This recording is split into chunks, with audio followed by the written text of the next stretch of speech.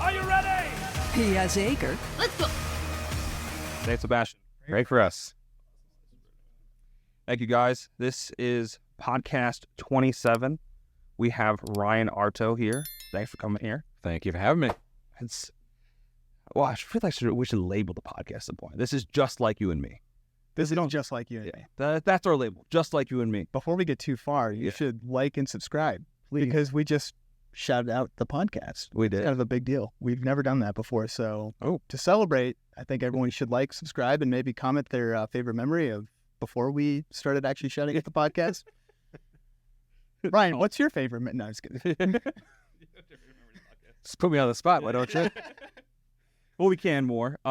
So, Ryan, I want to get you on because you have an awesome little story. You're a seminarian with Chris Villarreal, who was another guest on the podcast, but you're a little bit farther along in that process. You could say that. Yeah.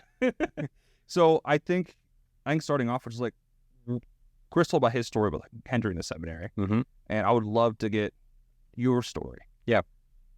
So where did it start? Gosh, it started when I was just a wee little lad, going to church with mom and dad. So we went to St. Francis de Sales over in Portage Lakes most of my life. And so I'd be the little kid in the back of the church, just screaming, like standing on the top of the kneeler, just shouting out whatever hymn was being sung. And the old ladies of the church would just be like, "Oh, he's so cute and precious." So I don't have any memory of that at all, but I was always told that was something I did. Great.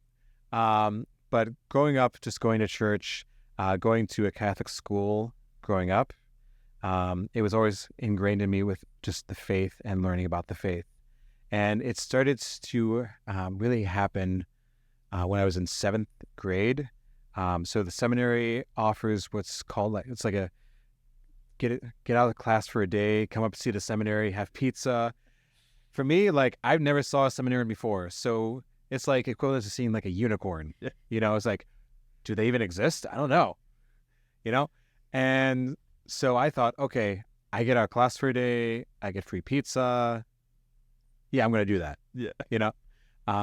So I get to go up to the seminary, get to actually tour the seminary, meet the seminarians, and get that pizza. But it's opened me up to this possibility of, this is something I can do with my life. Now being in 7th grade, that didn't really sink in a whole lot. Go forward just to 8th grade, and now I have classmates saying, "Ryan, if any of us would be a priest, it'd be you." Now that went right over my head. Didn't pay any attention to it, but like when I reflected back on it, when I was about to enter seminary, it's like, oh my gosh, like it started way back then, even though I wasn't aware of it. So that happened in 7th and 8th grade. Fast forward, high school, not really paying a whole lot of attention to my faith. And during this time, the vocation office is sending me materials like, "Hey, come check out the seminary. Hey, you came to see the seminary when you were in 7th, 8th grade. Give it a thought." I immediately took that information and threw it away. What teenage boy wouldn't, So, after that, I went on and I studied at Walsh University, which we are close by now. Yeah. Studied biology with the intent of pre-med and hoping to become a doctor. And, I was studying there. Grades were amazing. Working in a pharmacy, so I had the best job experience for this field. And anyway, I saw it a lot like, huh? I don't know. But I decided to transfer between my freshman and sophomore year to Akron, just because I started hanging out with buddies during the summer and not making the best decisions because I wasn't really a whole lot into my faith at that point. And there came a point after I transferred during the summer that this friend group actually just said, "No, we don't want you part of this group anymore." Devastated, just like, well, this is a stupid decision because I literally transferred just to hang out with you guys. It's like, what are you thinking, Ryan? And then the most miraculous thing happens, I would say. like life got more and more difficult, but that opened me up to my faith again. So I was at the University of Akron studying biology again, taking classes, commuting from there back to my parents' house. And during this time, I had a few things happen, just like coworkers questioning me constantly, what do you want to do with your life? They saw I was miserable, but I didn't want to admit that. And so they kept asking me over and over again, what do you want to do with your life? On top of that, the house that I lived in all my life, my parents decided one day, we're selling the house and we're moving in with grandma. Okay, great, wonderful. So we move in, and so I'm living there with mom and dad, brother and sister, and grandma, and comes to Christmas break, and the hinge point happens where I somehow hang out with these same friends again for one day. Next day, I'm at the Y, just getting a lift in, text the same guys, like, okay, we can hang out again? They're like, no, that's it. I'm like, what? This makes no sense whatsoever. But it was enough to make me think again, just like, what do I really want to do with my life? So I get back to my grandmother's house, and I find myself crying my eyes out. And at this point, I'm not the kind of guy who shows emotion. I'm like, why are you crying your eyes out right now? This makes no sense. And it got me to the point where I just thought, this is not what I want to do with my life. So what should I do? And so I thought back on what I could do. And in that moment, all these memories popped up of going to the seminary to visit, my classmates affirming this quality they saw in me. And I just questioned out loud, is it seminary? And immediately, the tears stopped, the grief was gone, and I was totally in peace. I was dumbfounded by this. It's like, this makes no sense whatsoever. Here I'm also just not practicing my faith either. And I'm not going to Sunday Mass. I'm not praying. This makes no sense. And so in that moment, I'm like, all right, this is something new. So we got to test this out. So for the next week, I asked myself the same question, answering it the same way. Seminary? And the same peace returned day after day. And at the end of the week, I was starting to feel actually like happy, this joy that was welling up in me. It's like, this is something I'm not used to. I've never experienced this before. This has to be it. And so, naturally, I do nothing for the next 2 weeks. Yeah. Cold feet. Yeah. And then I reach out to my pastor, give him a call, and say, hey, it's been a while. We need to talk. And I go and I meet with him and I tell him everything that's happened. And he says, yeah, this kind of makes sense. When you were younger in junior high, I thought you had a call to priesthood, but I didn't want to say anything because I wanted you to come to me. Like, gee, thanks. Yeah. Like, this would have saved me a lot of time, you know? But after, we met again, and he gave me the phone number for the vocation director. And then I did nothing again for 2 weeks. As you do. Then I finally give him a call, and we meet in February. Just like, yeah, this checks out. This makes sense. He's not the one to usually hand out, application the first meeting. So we meet again. He gives me the application. And I fill it out. I go through the whole steps, all the process. Turn my life around also because, it's total 180. And I was accepted into the seminary on Holy Saturday. So I was literally working at this pharmacy and it's just on lunch break. And I pick up my phone. I see like one voice message. Listen to it. And it's the president rector of the seminary saying, hey, I didn't want to wait till Monday, so I wanted to call you, let you know you've been accepted on Holy Saturday. Like, this is amazing. It's like, while everyone else is like, just, doing their own thing, I'm like, what? Yes. And also, like, I had never served Mass before. I want to also point that out. So the first time I served Mass was in this process of entering seminary, like in March. So in this process of applying. It's like total stranger just, up there serving. Probably adults just like, who is that? What? What? It's like once during March, and then the next time was on Holy Thursday. And for our viewers, there's a lot more that goes into those 3 days than just a normal Sunday Mass. It's like crazy. And that's the second Mass I ever served in my life. So, but I got to actually celebrate the Easter Vigil knowing I've been accepted in this seminary, which was pretty amazing.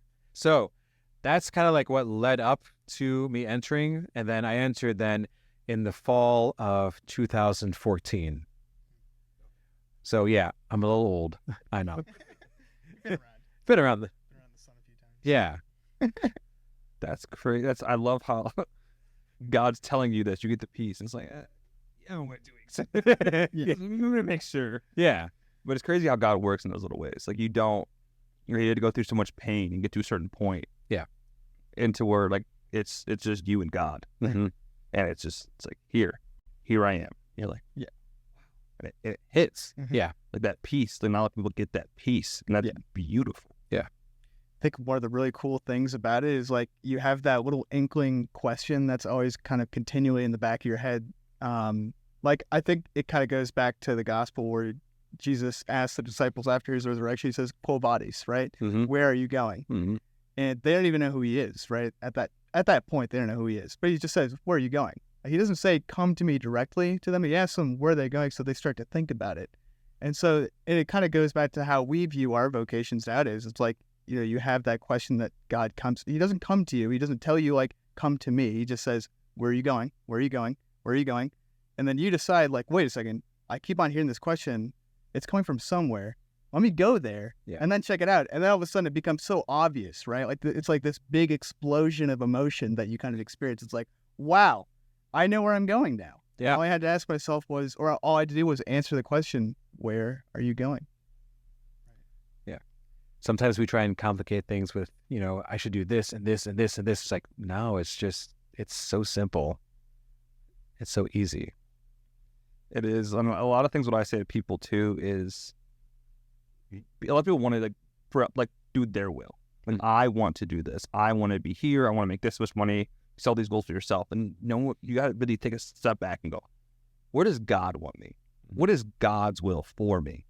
And that you may have an idea of where you want your life to be. And you're like, I will only be happy with this. But whatever God gives you is going to be 1,000 times better than what you ever could imagine for yourself. And it's so hard to let go and just trust. Take that leap of faith that just many people just need to take. Yeah. Yeah. Sometimes it's just a matter of that trust. It's like we think, sometimes it's like, okay, I'm going to make the best plan for myself, and this is going to be like bring me the most money, the most happiness that I can ever get. And God's plan is just going to be boring, dull, dry, and just leave me feeling just like, ugh, Mm-hmm. But you just get so much more fulfillment out of it. Yeah, it's real. We said on not our last podcast, but the one before that, God has a simple nature, right? And so typically the tasks that he gives you are also very simple. Mm-hmm. That doesn't mean that they're easy, but they are simple, right? Like they're very simple. They're direct. He tells you to do something and that's what you do. But it could be very difficult. Yeah. I'm always reminded, I'm going to make the reference to the stories of Tolkien with the Hobbits, with Bilbo Baggins and Frodo Baggins. Like, it's the first step off the road is the easiest, but then you never know where it's going to take you. It's an adventure. But unless you get invited by the wizard to go on the journey, you're going to stay in the hole where you're comfortable, you know? Mm-hmm. So let's say now we are officially a Catholic podcast. Quoted Tolkien. You saw it here first. That's I fantastic. think that's actually our first Tolkien quote. I think it is. Tolkien reference. So- Wizard quote. Yeah. Yeah, that's fantastic. I got it. Congrats. We'll get a plaque on the wall. Although we did have G.K. Chesterton last week, so It is, I know, but like I think once you get Tolkien, like you watch Matt Fradd, Yeah. it's always Tolkien. It Yeah. comes up Tolkien. it's always Tolkien. But so you enter into the seminary. Yeah. How did that process go right away? So if you're not used to community life, it can be a little difficult because it's like a bunch of dudes living in a dorm, like a normal college, you know? But they're all striving to live a holy life, unlike some college dorms, you know? So a lot of personalities. You have, you know, your extroverts who are getting all their energy by talking to you. And you have your introverts who are being talked to by the extroverts. And you're like, leave me alone. I want to just read a book. Which one were you? Somewhere in the middle. I still have yet to figure that out. Then you have the cool hipsters who are just sitting in their Buck Stars and they're drinking coffee from a little percolator bun, and they got just some jazz music sitting in the background, just like, yeah, I'm hip, man. Yeah, we're vibing, you know? And then you have your jocks who are just good at every single sport. So we play sports up at the seminary. So we play soccer usually. Sometimes when there's enough snow on the ground, tackle football. Only then. You get enough layers on, it doesn't hurt. Basketball. So actually just recently, we had a group of seminarians face the priests of the Diocese of Cleveland. Obviously the ones that are a bit more athletic. But the seminarians came out on top. It was a landslide. Oh, it wasn't even close. It wasn't close. But we actually get to participate in this tournament that's held down at the seminary in Columbus every year. At the Pontifical College of Josephinum. And year after year, Cleveland goes. We are the underdog. We are the Cleveland Browns of the basketball world down there. And last year, we brought home the first W for Cleveland seminaries. So they have a lot of pressure this year. Oh, yeah, they do. Yeah. But it was a riot because we brought down some like 50-gallon utility buckets, some drumsticks, a bunch of newspapers. So we had like a squad of guys who are not playing who would just go and stand behind the basketball hoop and just anytime there's a foul shots for the other team, they'd open up the newspapers and just stand there. Just shenanigans. And then throughout the games, just pounding on these little buckets with their drumsticks. Needless to say, plenty of wood chips were scattered on the court. You know. But there's many things guys do, whether it's sports, whether it's reading, prayer, obviously, or just, you know, enjoying each other's company. You know, there's a lot more guys who are into board games nowadays. A few guys who are still into video games. So we're not just stuck in our room praying or reading Thomas Aquinas, you know. You know, we actually have a life. It's not a religious life yet. Right. I mean, you're kind of preparing for that a little bit, but I mean, it's not like a Trappist monk. Oh, no. Oh, no. Yeah, so like if you were to go through a weekly schedule at the seminary, if you were coming right into the college seminary, you would have, you'd wake up around between like 5 to 6:30 in the morning, and you would have communal prayer at 7 o'clock in the morning in the chapel, followed by mass, breakfast, and then you're off to John Carroll University for classes. Because Okay. yeah, it's a cool partnership between the college seminary and John Carroll. So Borromeo Seminary is a like satellite campus for John Carroll. Okay. So you even get some John Carroll students showing up on a Tuesday or Thursday for a philosophy class, and you're like, outside students. Yes. It's not just gonna be a bunch of dudes sitting in here. There's a girl. They may or may not be Catholic too, right? Usually they are. Usually they are. Okay. For better or for worse. So you'd be at John Carroll from like, I don't know, like 8:30 till about 3 at the latest. Then you'd come back, you'd have some your own time either to get homework done, exercise, just relax. And then the seminary gathers as a community again right before 6 o'clock for what's called evening prayer or vespers. And then usually a communal dinner afterwards. If you don't like what you're going to eat, you can always go out to eat. You have options. You can leave the campus. It is, as long as you have a car, you're free to go and come whenever you want. Not locked in. You're not locked in. It's not like you turn in your keys, your cell phone, your computer. No. So, and afterwards then, after dinner, if you're not on to clean the dishes, clean up after everyone else, then you just have the evening to yourself, unless you have a conference you have to attend, or a meeting with a faculty advisor for formation or for your spirituality.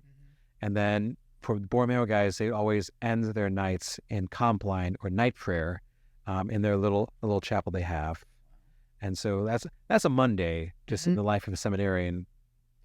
I feel like there's so many misconceptions about what it means to kind of be a seminarian, because I feel like so many people probably do view it as what you were kind of saying it's not, and that it's just a straight religious life. You're trapped. You're not necessarily trapped, but you just have so many more obligations than just regular life. Yeah. Not really realizing like you're actually probably freer than a lot of other people in kind of normal circumstances of being a 25-year-old with a 9-to-5 job or something like that. You probably have a lot more free time to kind of actually just chill and hang out and stuff like that. Yeah. Guys enjoy it so much. Whatever activity they enjoy, they get to do that.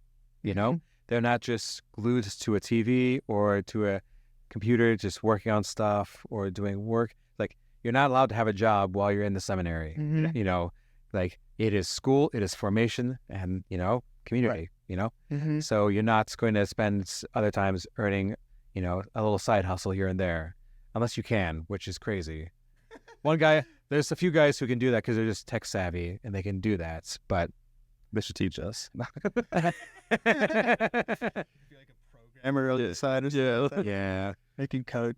But yeah, so I think like when I went, so I did like certain retreats. I also went up to the seminary to go visit Chris. Yeah. And people need to remember that seminarians and priests, like, they're normal guys. Oh, yeah. They are, obviously they're priests, so there's a little bit different, but they are human at the end of the day. Yeah. And watching like that basketball game, watching just how they all like hang out together, it's so funny. They get so competitive.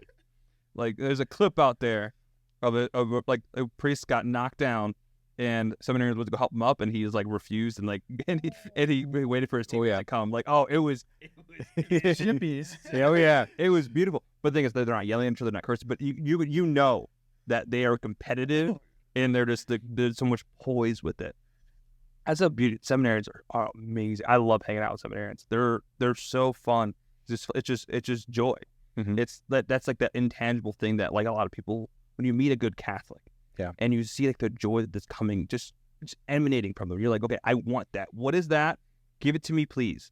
And that's what you get when you go to the seminary. It's just joy. There's so much prayer. Jesus is there. He's there, and it's beautiful. I can't wait to go visit again. I got to go visit Chris, and it's been a long time. Oh, I've been up there a while. big brother, come on. It's a true fraternity. Yeah. Yeah, well, because I think your Thursdays, or like you have like people come to the seminary. Yeah. We're usually here. So one day maybe we'll go out of the studio, go to the seminary. Film a podcast up there. Yeah, we could do that. Live stream. Live stream podcast. Figure that out. So Brian can figure it out. That's why I love Brian. Brian can do it all. Oh, Yes, he can. But so I know we're in Access 90 together, and obviously we know each other a little bit. Oh yeah. So I know that your story with the seminary wasn't always just the seminary. I know there's a little part. Yeah. I went to Damascus. Yeah. Talk about that. Sure. So how that happens, so I gradually got exposed to Damascus. It was kind of funny how it worked. So I was coming back from my senior year at Borromeo. I had just finished being a summer missionary for Life Teen, actually. And I'm like, Life Teen's amazing. This is legit. Oh, come on. I'm going back, and another one of my classmates is coming back, and he's saying, there's this place in Columbus called Damascus. You got to check it out. Like, what? What's this little rinky-dink little camp? I don't believe you. I don't believe you for a second. And then over the course of the year, he just continued to share about it. Show me, some clips they had from Damascus at that point. At that point, it was still being constructed, and they were about to have their first summer camp at their own camp. Before that, they were traveling from camp to camp, just renting a campsite and setting up for a week of CYSC, and then breaking it all down and going somewhere else. Yeah. God bless them. Yeah, that was like hardcore camp days of Damascus before they had their own camp. Mm. Yes. And before they had a full insurance policy. But we're not going to get into that. They're there now. Yeah. Yes, they are. So that was my senior year. The following year, I actually got to go down and visit just for one day. And, it's in the middle of nowhere, Ohio, called Centerburg, which, if you didn't know, that's like 40 minutes north of Columbus. And Centerburg is actually called the heart of Ohio, which you would never guess because it's this little village, little tiny village in nowhere, Ohio, between Mount Vernon and Sunbury, Ohio. You wouldn't guess it. Self-proclaimed heart of Ohio? Well, yeah, I guess. I have no idea. There's something called the Heart of Ohio Trail that goes through it, I guess. Oh, okay. Well, that's good enough. Yeah, That's good. Yeah. We'll take it. Yeah, we'll take it. So, got to go down there and really see the campus, and it was gorgeous. I was stunned. I'm like, wow, this isn't like any camp I've seen before. This is cool. And everyone there was just so joyful. It's like total stranger, never met you before. They greet you with a smile. It's like you are family, And they'd show me around, see all these different attractions they had. It's like this giant 40-foot swing that's you'd get hoisted into the air and a little pull string and just send you flying. And that's why they have the insurance policy. Yeah. No accidents. Giant rock wall, just, you're driving up and you see it, which is like crazy story with that. We'll get to it later. Or after insurance. After insurance. Okay. Yeah. Everything's after. Yeah. I mean, paintball. But all insurance things aside, I realized this is actually a pretty legitimate place. And I joined them that night. So every Thursday night, they have a time what's called prayer ministry. So they have a time of adoration, and then each camp counselor with his or her small group, they get to circle up and they get to pray with each person in that small group for whatever they need. Whether it's there's a need they have in their life, a way they need to just encounter the Lord in a new way. That's a time for them to just pray together for that. And I'm just sitting in the back, just listening to praise and worship music. And I was like, all right, I'm vibing. This is cool. And this woman comes up to me who's just, holding a little baby. And she tells me my life story in one sentence, who I'd never met before. Like, you have my attention now. And it's like, okay, this is legit. It's like slightly freaked out, but also just like totally captured. It's like God is doing something here in this mission, in this ministry, with these people. And I'm attracted to it. Now I'm coming back. So next year, most of my summer, I'm out in Omaha, Nebraska at this organization called the Institute for Priestly Formation. They just help seminarians in their process. I found out that the week I finished those classes was the last week of CYSC. I'm like, oh, so you're telling me I can go to CYSC for a week and see how things run. I'm in, Just worked out. It just worked out. Yeah. So I went down there with two other seminarians, and we just got to hang out there for a whole week. got to see just the entire process from campers coming in, who are just like either just punk teens just not wanting to be there, or just teens just wanting to get to know God in a deeper way, you know? And through all the shenanigans of the messiness, of just throwing paint everywhere, of kids tackling their counselors, of really, really loud music, to the silence of adoration by their lake, to a Eucharistic procession around their campus where staff members would dress up as saints and give a monologue of the saint's life in character of the saints, to actually allowing the kids to come closer to the monstrance to behold our Lord, and to see the wonder and awe in their eyes, just like, that's God. And I just met him. Beautiful. And so I knew, okay, I'm going to sign up for a summer and be a summer missionary. And this was going into the academic year of 2019 to 2020. Foreshadowing. So at this point, I got assigned to what's called an internship assignment, where I'm stationed at a church. I'm living there. I'm helping out with the ministries that's going on. Wasn't the greatest. It was a little hard, you know? And it just got to the point during the year, once COVID hits, that was rough. You know, I came to just like in prayer realize, you know, I need more time. There's some things that happened that year. There's just like maybe questions like, I need more time, because what I am signing up for, what I'm going to lay my life down for, is so beautiful, the church, that I want to make sure I'm ready, you know. And the faculty also said, you know, we want you to work on some things. And accepting that is like, okay, let's do that. So COVID happens. I'm no longer at that parish.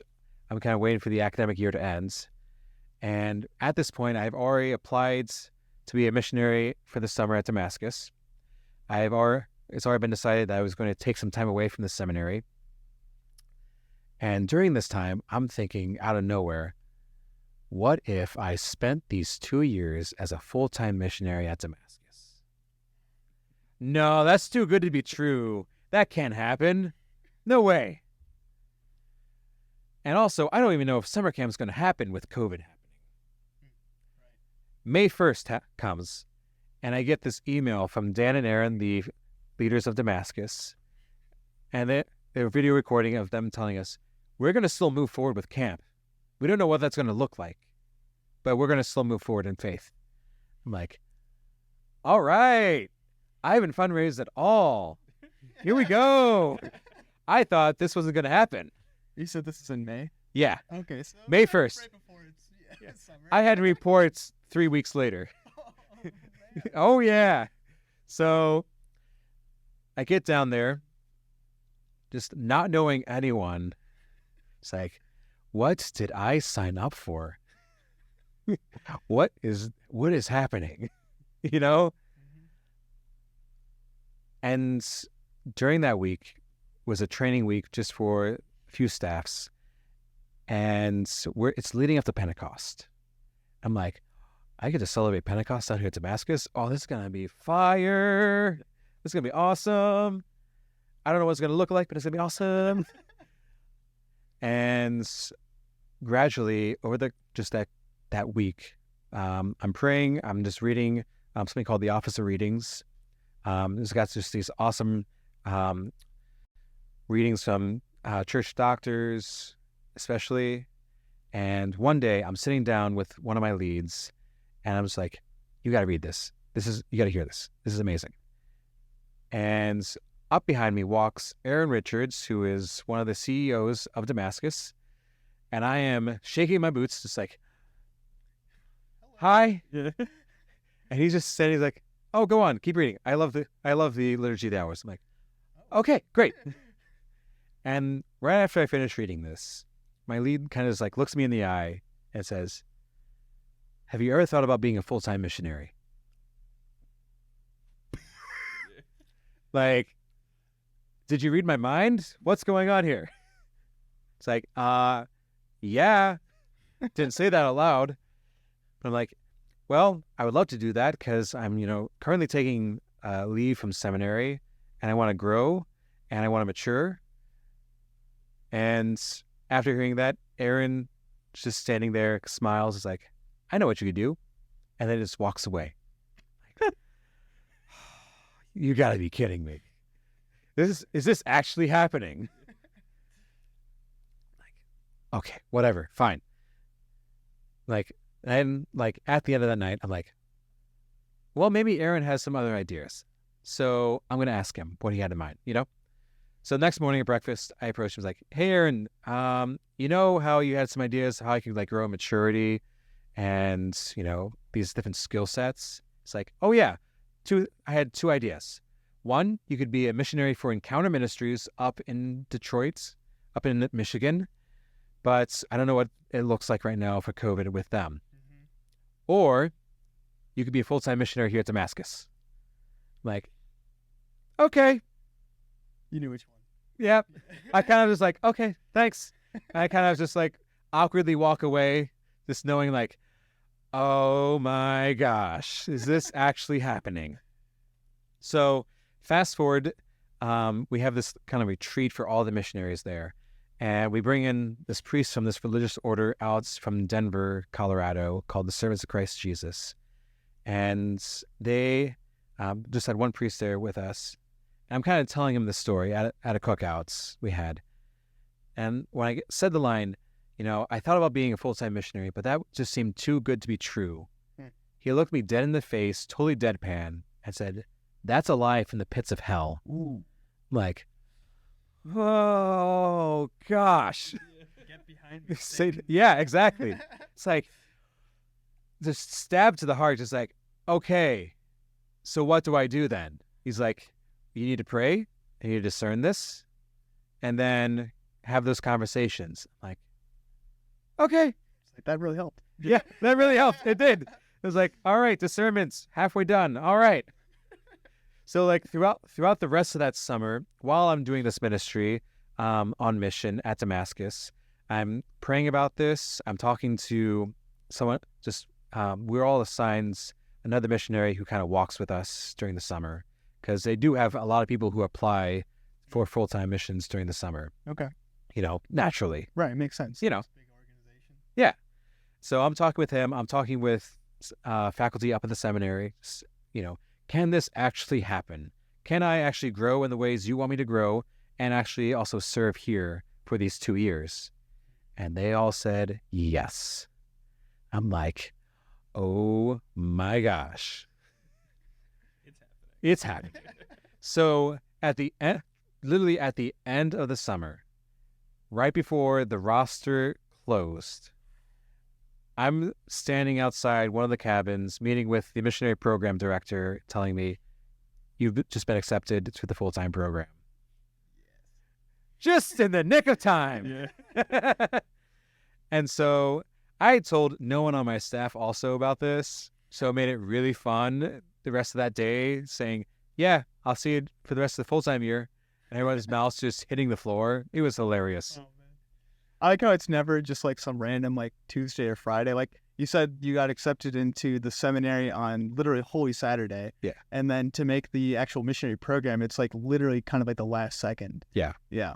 And it's so funny. Like you can see all the parallels even with when you were going into the seminary region, where you said like, it kind of starts out with that small question again. Yeah. Like, what am I going to do? Okay, I'm going to try this. And then all of a sudden it just becomes blatantly obvious. Mm-hmm. Like, this is what you were supposed to do. Yeah.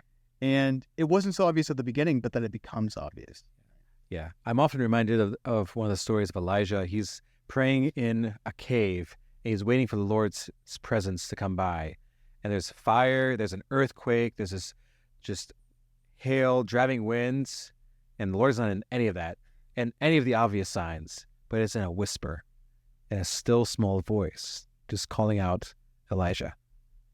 Just a whisper. Just like that small question. Just like Samuel, too. Yeah. Same, almost the exact same thing. Where it's just Samuel, come to me. Samuel's like, who is that? Goes to the wrong person naturally. Yeah. Like But 3 times. Yeah, 3 times. Eventually gets it. Because we always try and go with the most obvious answer first. And we just like, okay, I'm going to try and deduce this with my logic, with my reasoning. It's like, yeah, no. Try God. So Yeah. it might help you out a little Yeah, can I introduce you to Jesus? He's kind of a big deal. Yeah. Right. It's never obvious at the beginning. It's, No. Jesus was born in Bethlehem. It's not obvious, No. right? Not obvious at all. But then what it ultimately becomes, when it becomes fulfilled, right? It's just becomes so blatantly clear. Yeah. And it's beautiful. So beautiful. It makes so much sense then. It does. Really quick, 'cause Yeah. you talked a lot about Damascus. Can you just give a brief summary to the people that don't know what it is? What Yeah. Damascus is? Yes. So Damascus is it's a place and it's also a mission. So it's located, like I said, in Centerburg, Ohio, and their mission is to equip a generation to live their Catholic faith. So if you look out at the Catholic Church right now, we have so many who are leaving the faith. There's a statistic that 4 out of every 5 people who get confirmed, say that, like when they're young, by like 10 years later, 4 out of the 5 are no longer practicing their faith. Yes. And so Damascus is trying to answer the call, especially of John Paul II, St. John Paul II, for the new evangelization. They're trying different programs to evangelize the youth. Not just the youth now, also adults. So they have different programs. So they have retreats for 6th graders, 7th graders, 8th graders, high schoolers, for young adults, for men and women too. Even they have a worship conference now, which just started 2 years ago. They're trying different retreats to help people have a personal encounter with the living God, with Jesus Christ, through various activities. So whether that is during the summer, their flagship program, CYSC, Catholic Youth Summer Camp, that's run for all the summer. It spans an entire week from Sunday afternoon to Friday afternoon. It's insane. Where you get assigned to a counselor who can be the most goofiest person in the world. But they get to know the men and women they're assigned to on a deeper level. They care about who they are ministering to. If that kid likes gummy bears, then they're going to talk about gummy bears. If that person likes Kobe Bryant, they're going to talk about Kobe Bryant. It's all about, because they see that every conversation can lead to an encounter with Christ. Whether it's conversations with the kids or leading them in activities, whether it is climbing a 40-foot rock wall or a giant, what's called vertical playpen, which is literally, I'd call it like a rock wall, but on steroids. Playing paintball, tossing yourself off of a blob tower to throw your kid up in the air. Oh, I love those things. Yeah. Things are awesome. I a lot of people in this area go to Damascus. Yeah. And I was always really curious, like, what is this place? And if you watch like the video on their website, yeah, we'll link the website into the description. It's insane. It's like what you dream a summer camp to be, and then Jesus. Yeah, you can't doesn't get better than It's the perfect summer camp. Yeah. it really is. Yeah. Can adults go there now? we need like camps for adults, man. We really, honestly, really do. So Damascus also, for young adults, Damascus holds what's called the Empower Conference, Empower Conference. I almost said the wrong word. Where it's a conference usually in December for a few days. Now, you can't do all the activities, but there are talks, there are times of prayer, there are still activities that are offered during that time. And it's allowing young people to actually be empowered in their faith. That's why it's called Empower. So whether you are a young adult still in college or you are a young adult who is now in the workforce, both can go, both can attend. and actually have these encounters with the Lord, just like these young kids do as well. So young adults can do it, and also moms and pops can do it. I was gonna say. Yeah. And that December next year. Yeah. So Babysitters were good. So for the moms and pops, they actually have just a weekend retreats for the men and women, where they have more focused activities also. So like for men, they do have paintball available. It is a blast. Yeah, cigars and whiskey. Cigar? No, they actually do. Cigar. Oh, wait. Hey, sign us up. Prize ready. I got the fist bump over there. Yeah. No, like cigars, whiskey, usually a hog roast. Where do we sign this? Like, where do we sign up? Look on their websites. That's probably good. Again, we're linking it in the description for you. Yeah. Usually they sell out also. So Okay. yes. So So sign up now. yeah. But they usually have a message also that is directed towards each group. So whether it's men or women, it's actually tailored for them. So it's not going to be the same message. And yeah, you'll still have a counselor as your small group leader. They're not going to tell you when to go to bed or when to brush your teeth, but they're there just to help you actually process, what you're actually experiencing. They're going to still pray with you on the last nights of the retreats. They're going to, if they can, be with you at some of the activities, some of the talks. So it's actually Sounds fantastic. That's amazing. Yeah. Well, it's something that is so important that needs to become a regular part of society, especially Catholic society, right? Like we need to start viewing things as sort of like a Catholic society again, and do things as a community.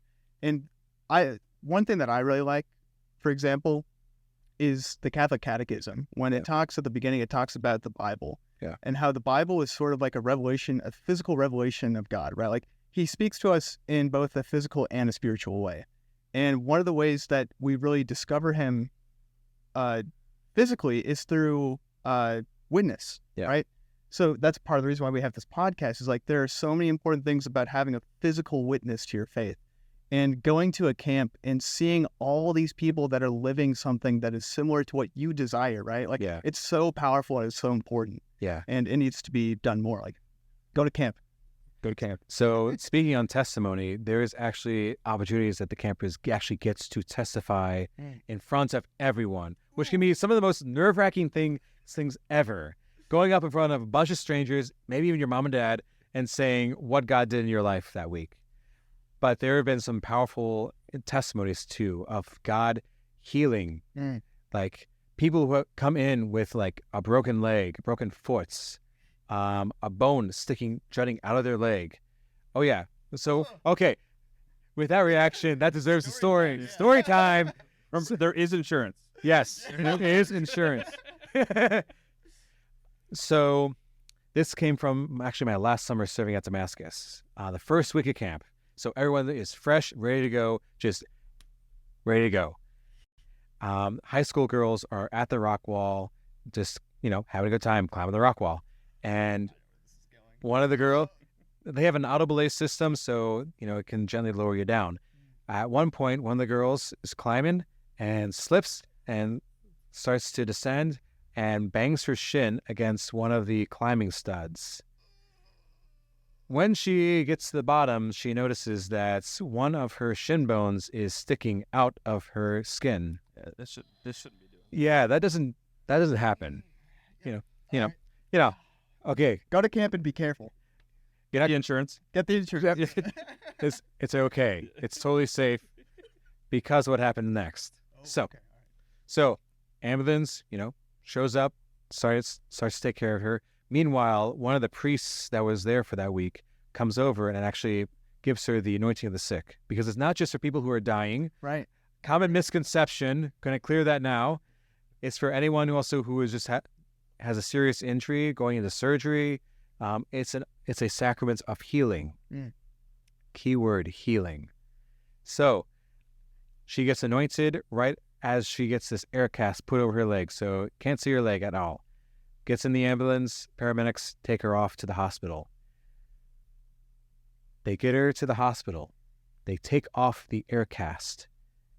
and it is brand spanking new, as if it never happened. Does God exist? Yes. I don't know. It's, stories like that, it just doesn't make it abundantly clear, right? Yeah. Yeah. Holy cow. That's, Yeah. That was just one miracle that happens during just that summer. What they have actually at Damascus is what they call their miracle book.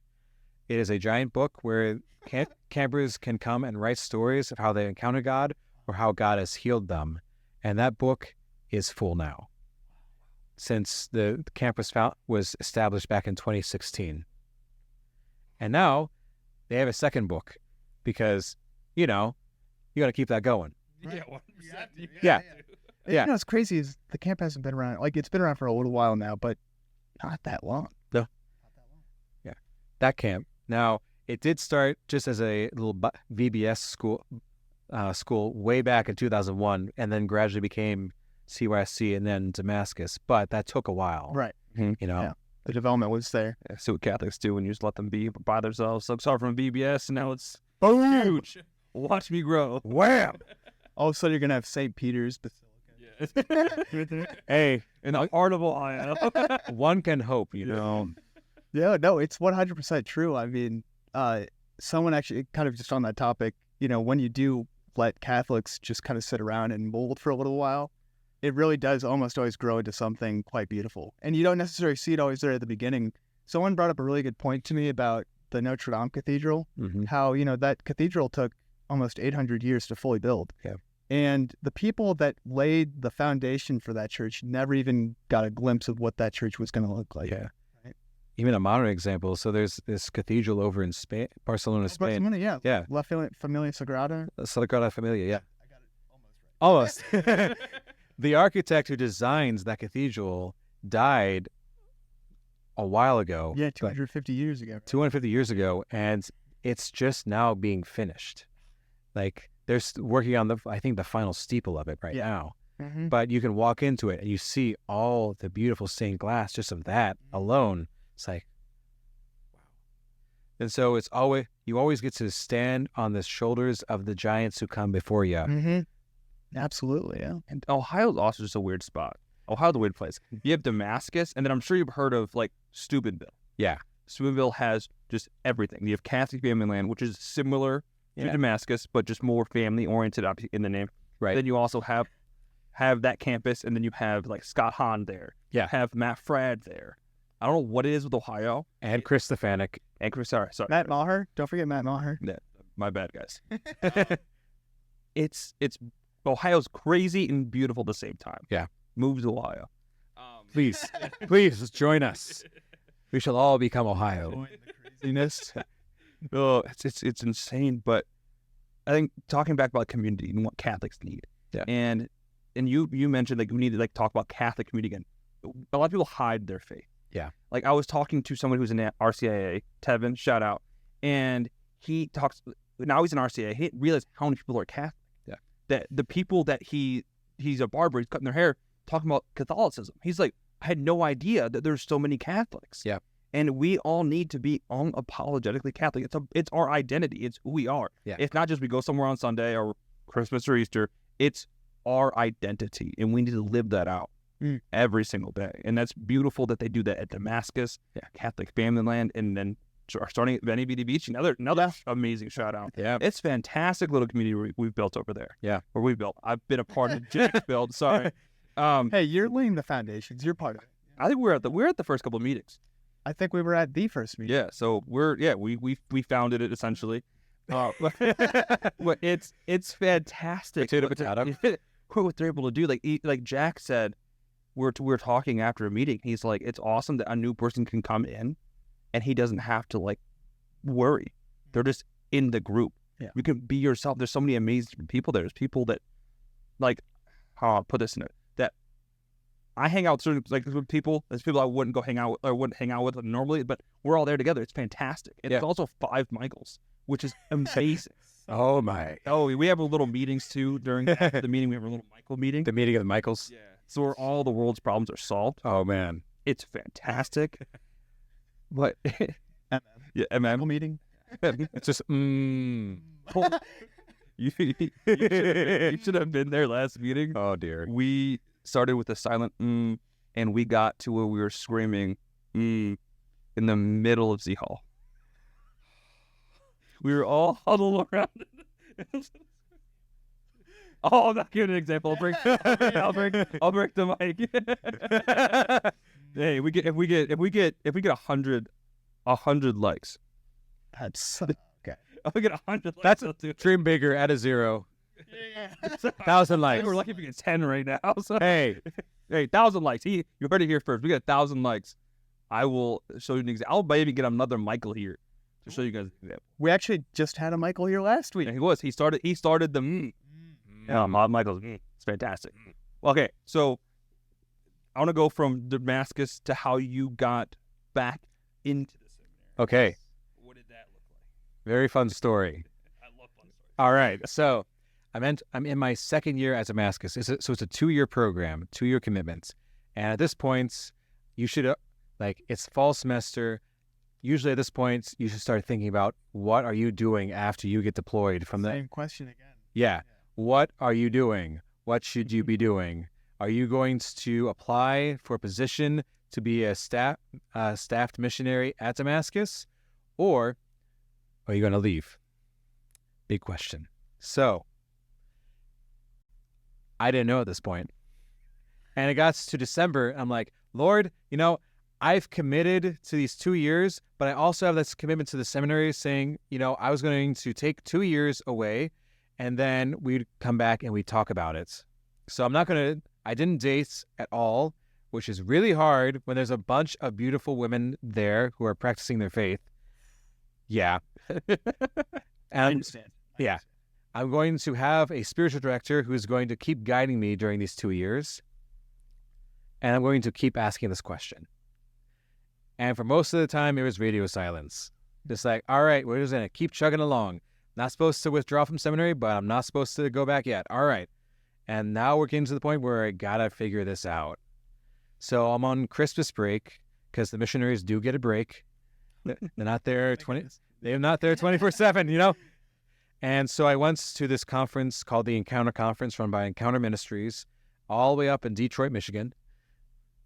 And during this time, right before it, I'm say this prayer, I was like, Lord,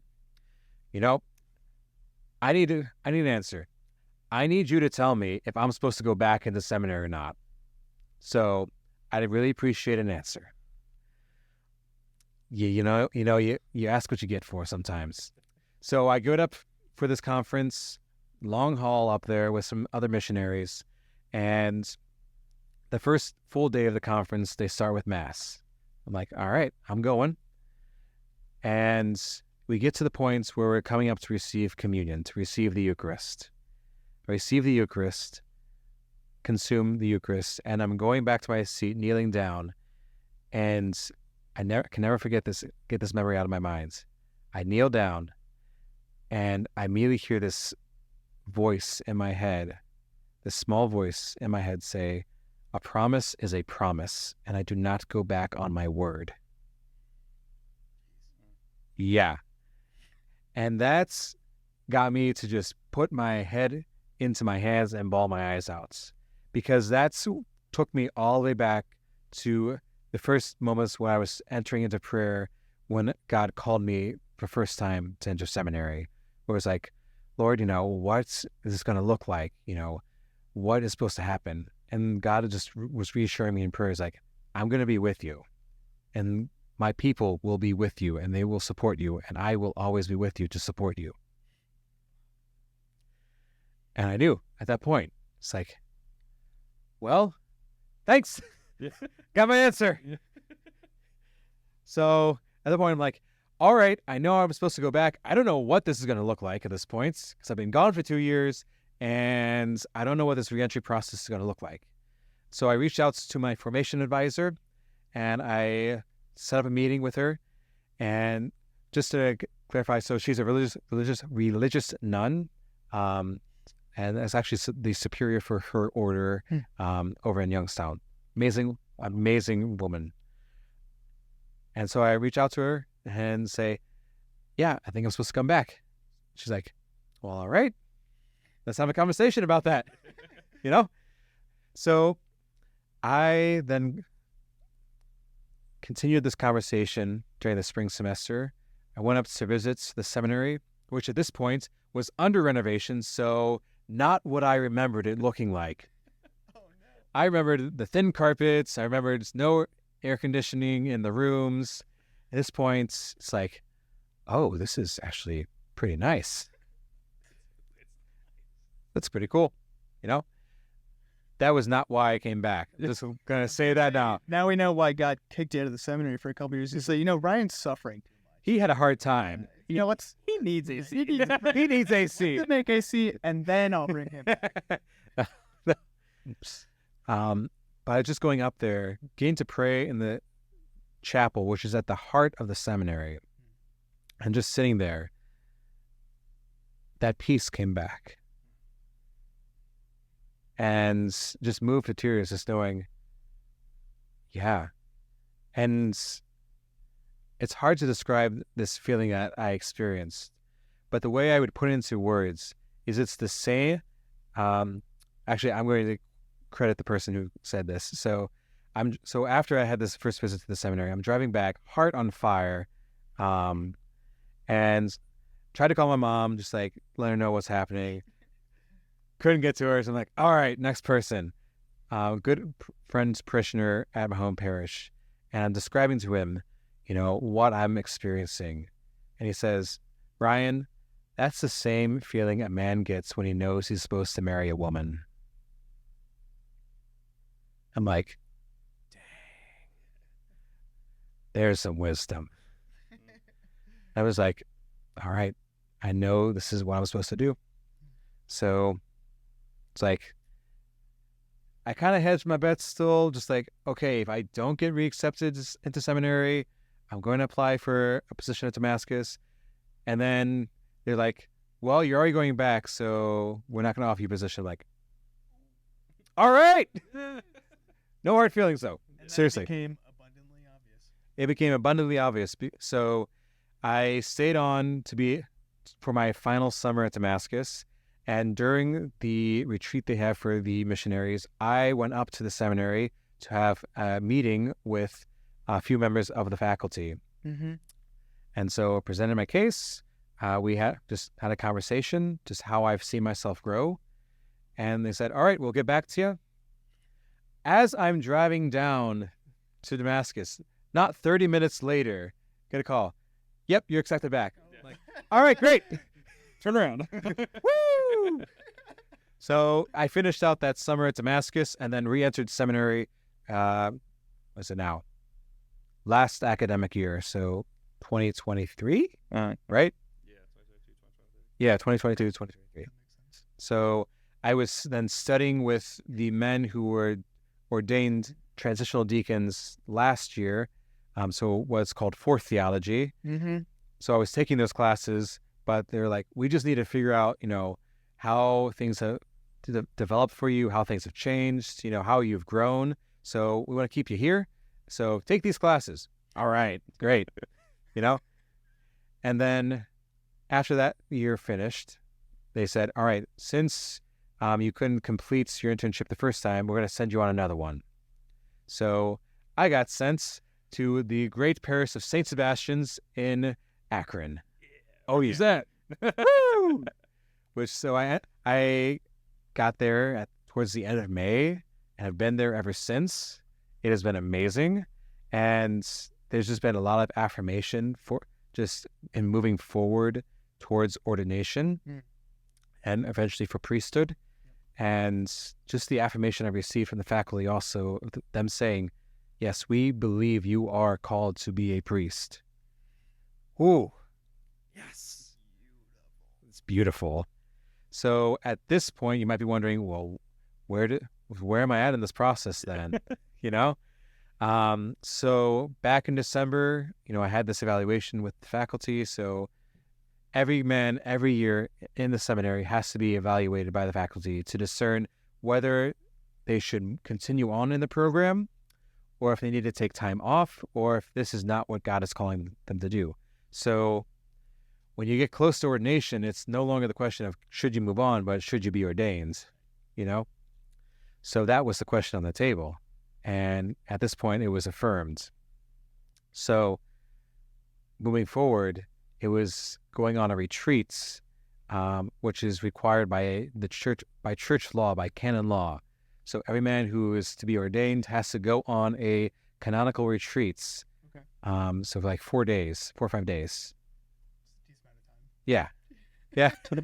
So me and my classmates went over to the Diocese of Greensburg, Pennsylvania. So the old stomping grounds of Bishop Malesic. Shout out Bishop Malesic. Hope you were watching the podcast. That'd be kind of cool. He's on next. That'd be cool. And so we're at the retreat center there. We got to actually go out the first night. So this actually sweater you see me wearing here, Rizzo's, best Italian restaurant in the Diocese of Greensburg by far. Delicious. So Brian wants to go. So if you want to go on a road trip out to Greensburg, Latrobe, PA, go to Rizzo's. Shameless plug there. Okay. Anyway. So, one of the graces that we had that like all of my classmates could agree upon is just this peace that we had throughout this retreat. It wasn't like God just smacked us across the jaw, just like, this is what you're supposed to do, or, this is, any like crazy affirmation. It was just this peace of knowing, yeah, I'm calling you here. I'm calling you to this. And afterwards, the following week, literally, we began writing our letters to petition to our bishops, because it was also for Cleveland and also the Diocese of Youngstown, to write to our respective bishops to petition to be ordained as transitional deacons, which you might not think is a stressful thing, but when you have to write out the entire letter in your own hands, any misspelled word, throw away the paper, start again. Hope you guys all have really good handwriting. Oh, I hope I did too. But I'm like, I wanted this to look pretty nice, so I'm like, you know what? I got this fountain pen set that's just sitting around here at the rectory. I've never used it before. Let's give it a try. Learn how to write in calligraphy or something like Yeah. So we've just submitted our files to the bishop. So actually, starting next week, we have our one-on-one interviews with the bishop, which I think, oh, geez, are you nervous? Like, it hasn't hit me yet. But no, also, because just all this peace that has been, in a sense, accruing over these years, especially over this past year alone, just like, I know God's calling me to this. And also, our bishop's not scary. He's not going to lop off my head. Yeah. He's a pretty chill guy. So it's just going to be a great conversation to have with him. And so that's the interview with the bishop is like the last step we have in preparing for ordination. So we wait after this interview, and we wait and we wait and we wait until one magical day a letter shows up from the offices from downtown telling us whether or not we're called to be ordained by the bishop. Wow. Yeah. That's a big letter. It is, but it's also just a normal-sized letter.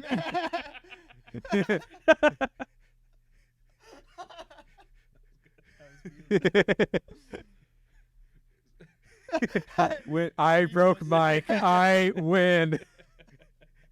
That might be the first time I got broken on this podcast. So when you get that letter, when is ordination for?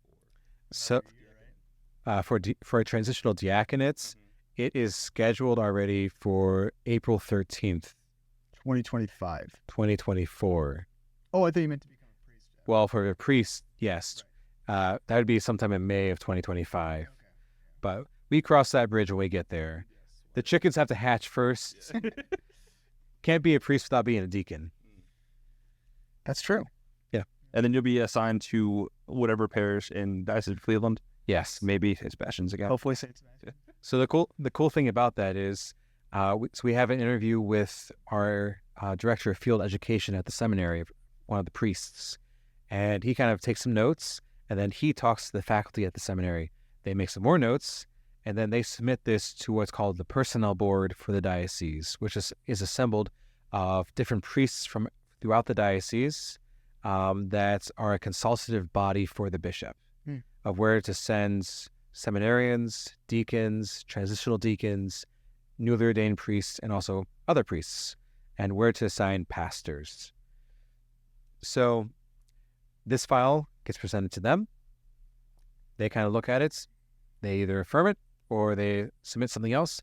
Usually for this, they go off what the seminary asks of them, and then they submit that to the bishop. He prays about it, and he could either follow their recommendation or do something else. Because it's Whatever God tells him. Yep. Holy Spirit. So we'll write a letter to him. Let's say, hey, Hey, we want to see. This is the best parish for him. Yeah, for him, for the body of Christ. He, And for the rest of people, not necessarily us. That's Wow. beautiful. That's so exciting. Yeah. Yeah. Like seeing the pictures when you signed those letters. It's just, I was so excited for you. For those who don't know, so for anyone who's going to be ordained, you have to make what's called a profession of faith and an oath of fidelity, an oath of office, if you would. So to do that, all the guys in fourth theology who are petitioning the bishop, they stood before the community at the seminary and whoever else was there. And we professed, in a sense, the creed. We professed that we believe everything that the magisterium of the church upholds and will uphold, and whatever our bishop would also uphold as well. And then the scary parts, if you would, where we all circle up around the altar with our hand on the altar, which is on a Bible. We're making our oath of office as, God willing and Bishop willing, a deacon. It's a sacred oath. It's absolutely amazing. Kind of feel powerful. Yeah. Handshaking a little bit. Just like, all right, I got to make sure I'm saying all these words right. And I can't move my arms because I have massive pit stains right now. Just major sweat pools. That's why they put the Bible on the altar so they don't see your hands. Yeah. Oh, yeah. It's just hand there and then just hand gripping the altar, just death grip maybe. Yeah. Just like, all right, this is happening. You know? Did it make you do like the thing in court where you put your thing on? Everyone was thinking we were supposed to do this, but we didn't, and we were glad because it looks a lot better in the photos that we weren't all raising our other hand. Cool. It's all about the photo. Yeah. That's fantastic. There's like so many like, I'm just so excited to see, because I've got to know you over this past year, and now like we're access together, Anchor, talk to them more, obviously this podcast, but it's cool when you get to make a connection with a seminarian, watch them grow, and then God willing become a priest. Yeah. It's the connection you're able to make with them, and just watching that is so beautiful. Like the Father Ian Kelly, when he was here at St. Sebastian's, and watching him go through that, when he came back to, I think it was the Christmas Mass, and seeing him, that's the first time I saw him as That was awesome. priest. I'm like, it was so cool. I just gave him the biggest hug. It's like Father Ian Kelly. It was amazing. Yeah. And watching him play basketball is also It's so cool to receive that first blessing, especially for someone that you know. It's so like humbling. Yeah. And just you see that person, you feel like you're actually seeing them for the first time. Yeah. Right. Well, and the cool thing with another thing with Father Ian Kelly is he was ordained on the same day I was married. Yeah. So like our anniversaries are like the same day. Oh, it's sick. Yeah. So we'll always have that little connection. So we're sharing like the priest and other parishioners, because they're going from my wedding to his first mass, and they're at his ordination that morning. So everyone was super stressed out. Oh, yes. Yeah. I remember that because Father Valenchuk was there. Yeah, Father Valenchuk showed up like 10 minutes before mass, and I had like 10 or 11 altar servers. Yeah. And he was not prepared. And he goes, I hear him go, okay, someone needs to tell me what's going on. Yep. And like, he would tell you he was a little distressed of the day, but luckily, my buddy Joe Cox, who was like the MC, and he explained everything perfectly, and finally goes, okay, it's just Like, done. And it was cool. it was perfect. It was beautiful. Like it worked out. I was a little nervous about that. But Most typically do, yeah. yeah, just trust in God. Oh yeah. Especially after you hear the story, just listen, trust, and everything will work out. Yeah. But before we wrap up this awesome podcast, we like our guests to say something to leave with the audience, with our viewers. A final thought. Yeah. What would that be? What's your final thought? There is always more. So if you always think, all right, this is it. This has got to be everything that my life accrues or sums up to. There is always more. Because we always dream, always think with our dreams, with our eyes. But what if we dreamed with God? What if we actually expanded that? And that it's like with the thoughts, there's actually more than what I see before me. There's actually more that God could be calling me to. There could be more that God has on my life than what I'm currently living right now. Sometimes we just need to dream bigger and dream with God, to quote Dan DeMatte. That's beautiful. Yeah. Dream big, dream with God. And this is Podcast 27. Ryan, thank you so much. Thank you. Yeah, it's been real. Thank you. Thank you.